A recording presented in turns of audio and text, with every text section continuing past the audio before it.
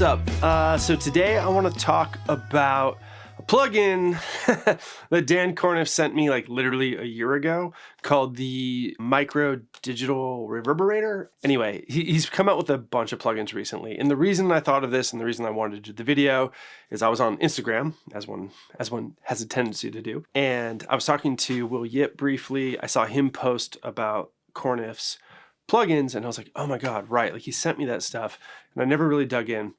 I felt bad. So anyway, I checked it out. It's awesome. I hit up Dan and I was like, hey, like I was talking to Will, like, do you want me to do a video for this stuff? I did a video for like his pawn shop compressor, maybe like 2 years ago or something like that. And he was like, yeah, that'd be awesome. So Dan, I'm sorry this is late. Yeah, I guess I want to take a second and sort of talk about this cool like community of engineers who are doing things outside of just like, you know, making records. Not that just making records is anything to shake a, what do we shake things at? Shake a limb at? Shake a, whatever you shake something at that makes it like not that great. We're not shaking that, but God, this is the worst. But what I'm basically trying to say is that like, you know, we have these like guys that came up like through punk and hardcore and stuff who've been making really cool records. And now we're starting to make tools for other people to use. So that's like Sam Pura is like going hard with his purified audio stuff right now. That's awesome. You've got like Kurt Ballou and Bo from Seosin, myself, like we're all with Room Sound doing drum sample libraries. Myself and Joe are obviously doing Master. And then you've got like Dan Korneff. He's doing his whole Korneff audio thing.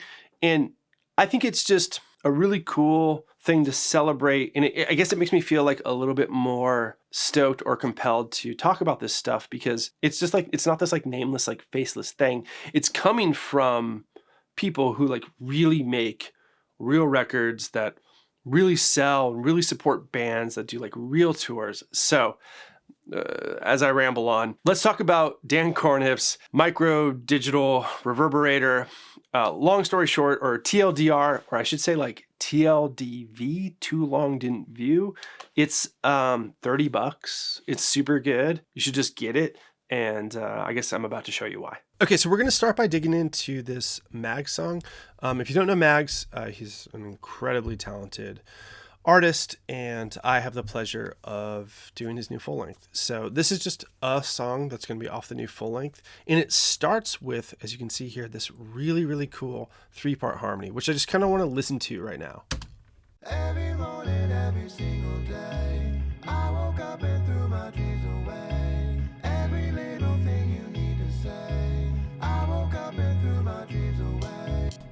So I love how that sounds. You can kind of hear that there's effects going on for sure. So what I did here is I went down to the vocal bus and I made a send, and I sent it something called reverse vocals. That reverse vocals, if I pull it up here, this is going to be Dan's plugin. And here's what I really like about this plugin. It's really easy. So you got large on this side from smallest to biggest, and then small from smallest to biggest. But I went right for this reverse because I thought to myself, I was like, man, like these long, like beautiful legato passages, like what if we just added reverse reverb on this stuff? And I'm going to use this fader to sort of like push this into the mix. So if you don't know how like inserts work versus sends work, when we do a send, we're basically saying we're taking everything on the vocal track, which is to say all the vocals, and we're sending it to another fader. That's this fader. Currently, this fader is all the way down, so we wouldn't hear it. But as I push this up, we're going to hear 100% of the wet of this plugin on sort of like the default reverse thing. So let's do that now. Every morning, every single day, I woke up and threw my dreams away. Every little thing you need to say, I woke up and threw my dreams away. You know, so when I'm dealing with sends, particularly like these types of sends, they sort of like beautiful, sort of like textural, better felt, not heard type of sends. What I do is I kind of do exactly what you just saw, right? Like I'll push the fader up and then I'll wait till I can hear it. I push it a little too far. I get a taste for it. Then I pull it back. And what I want to do is I want to pull it back right to the point where I'm like, am I hearing this? And what we'll do right after this segment, we'll listen to it again and we'll mute it and then we'll unmute it and vice versa. And we'll kind of be like, oh, whoa, like I didn't know how important that was. When I mute it, this kind of feels boring. You know what I mean? And when I unmute it, it's like, I know like what's going on, but it's like really, really helping. Okay, so this is about where I landed. So every morning, every single day, I woke up and threw my dreams away. Every little thing you need to say, I woke up and threw my dreams away. I love that. But for what it's worth, I just love it for this passage right here. I think as like we kind of go forward, I mean, if you're just visually looking at what's going on here, you can see that while the intro has these sort of like long legato passages, we're about to go into like some pretty staccato passages. For now, we'll call that a win on the intro. I'm going to bring this down. We would automate that to taste. Now I just kind of want to hear like when this kicks in and what these vocals are like.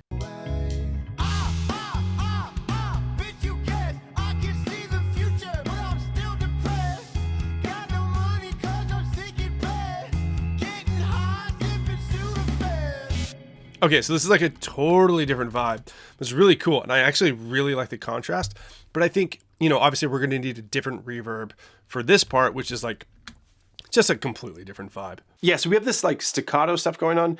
Just for the sake of doing this differently, I'm gonna mess with the wet, dry knobs. And so when we mess with the wet, dry knobs, that's a good use case for making this an insert, not a send. If you don't know the difference between insert and sends, that's a whole different like YouTube rabbit hole that you should probably go down. What I'm gonna do here is instead of making this an extra fader where I like push the fader up to get like the exact right volume of effect that I want, what I'm gonna do is I'm gonna put this on the insert path and I'm gonna use the dry and the wet knobs, turn those to taste with a totally different vibe. All right, so if we look here, we can see these vocals bust to a group chat called, shockingly, vocals. I'm gonna bring this up here, which I sort of already had loaded. And this is where I landed. So given the fact that we've sort of got these like staccato style vocals here, I wanted a shorter reverb. So small, bright, 0.1 second, that sounded good to me. Inside of this reverb, we sort of have like machine 1, which is sort of like this interface, and machine 2. They definitely sound different. I wanted to showcase them both, so that's what we're doing now. So what I'm gonna do is I'm going to solo these vocals and show you what this reverb sounds like, and then we'll blend it in.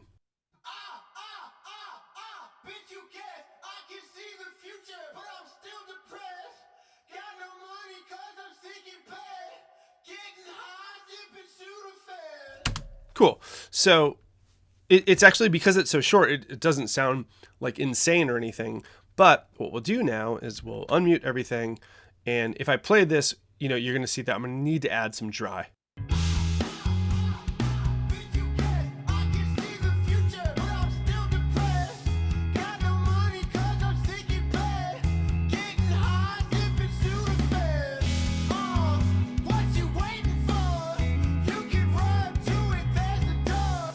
And just like I did before, we're going to turn this off and listen to this like totally dry before this was on. So what you can kind of tell is like, when this is dry is basically almost equal to this wet, you can kind of consider this like a 50-50 blend. Anyway, this is off. Let's hear what it was like before I did anything.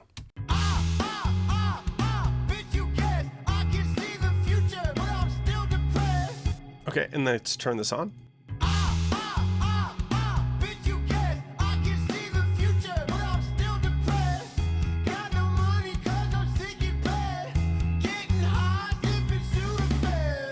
Easy, right? That's like two different ways that we can apply this reverb via ascend or via insert using sort of like the wet dry stuff and get really great results. So we're gonna move on from vocals, and something that I kind of thought, like even when we were tracking this song, is that I wanted to do sort of like a gated reverb because it's got like that like tight hi-hat groove thing going, and I kind of wanted that like thing to happen. And I just happened to notice that this reverb has two different gated reverb modules, or whatever you want to call it, presets. So we're going to check them both out. I already know like which one I like better, but they both sound great. And there's also a sneaky sort of like under the hood thing that Dan usually incorporates in his plugins, where if you click the Korneff logo, you click that, you go in, you get to see like, it reminds me of like my carbon copy, my MXR carbon copy pedal, where like if you unscrew the pedal and pull off the backing plate, you'll see you can actually like increase the modulation and stuff. So these plugins sort of have that going for them too. I don't know. It's just like a cool nod towards like nerdy tweakability. And so I think that's worth exploring as well. All right, so here we have my 3 snare tracks. I've got my snare dupe that's treated slightly differently in my snare bottom. All 3 of these, if we look over here, are being sent to gated snare. So if we go to the bottom here and we look for gated snare and unmute that, we'll see that I have yet another instance of Micro Digital Reverberator. And this is on the gate settings here. So let's start with gate 1. Gate 1 is not the one that I ended up using for this particular mix, but I think it's worth listening to. It's a little like, I don't know, chunkier, but like in a good way. It just wasn't what I wanted for this one.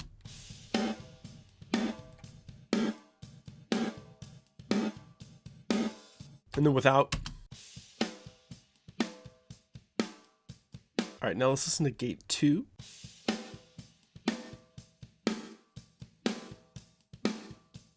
This is a little bit more airy, a little bit more subtle. I thought it was more appropriate for this song. So just like we did before on this send track, I'm going to hit play.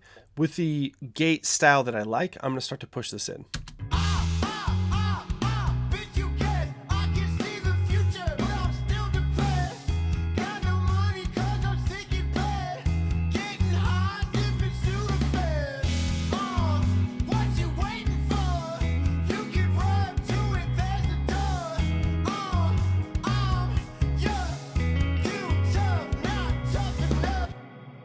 So that sounds really good to me. I think it's probably worthwhile to do like the old mute thing here.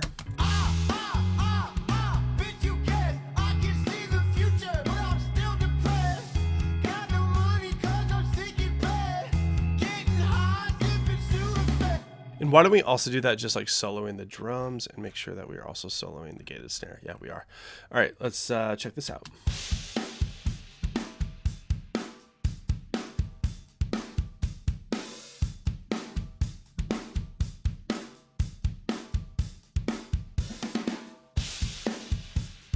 Yeah, I think that's really cool, truthfully. Okay, and lastly, I talked about like pulling under the hood. Why don't we do that now? We're gonna click the Korneff logo, and we're gonna see there's more controls under the hood than we see on the sort of like front end of the plugin. And there's one in particular that I think is gonna work really well for us here, but let's look at all of them and check them out. So here, once again, we have the solo drums.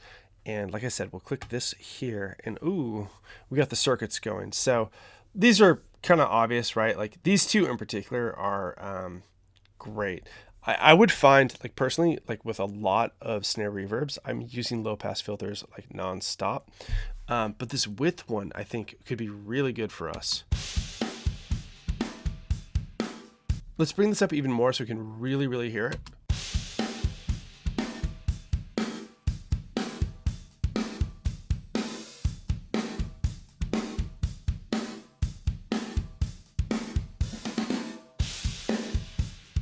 I kind of like sending the reverb out to the sides. That makes it feel, at least to me, like more like 3-dimensional.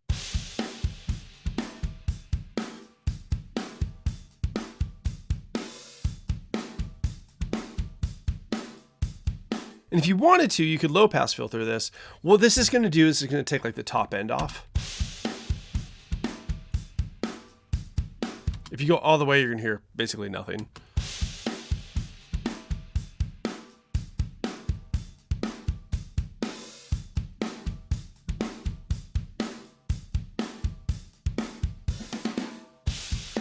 Yeah, so I mean, in summation, you can go under the hood. That's cool. We can mess with like low pass filter. We can mess with like the width and do all of that stuff. But also at the same time, it's just well cared for, right?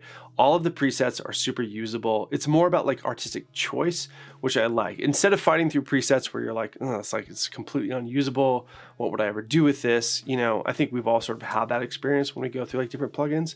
This plugin, it's like, these are all absolutely usable. So just like, what's the thing that we want to do that makes the sound that we want to make? I know that sounds ridiculous, but really is the truth, right? Like we're like, as engineers and mixing engineers and artists, we're trying to connect with people emotionally. And when we're trying to connect with people emotionally, having something like a tool like this that just feels good all the way through is sort of invaluable. Never mind the fact that it's coming from, you know, I don't know, someone from like the greater community who like has been through the trenches just like the rest of us have. So it feels really good. So anyway, Dan, wonderful job as always. Can't wait to check out and review the rest.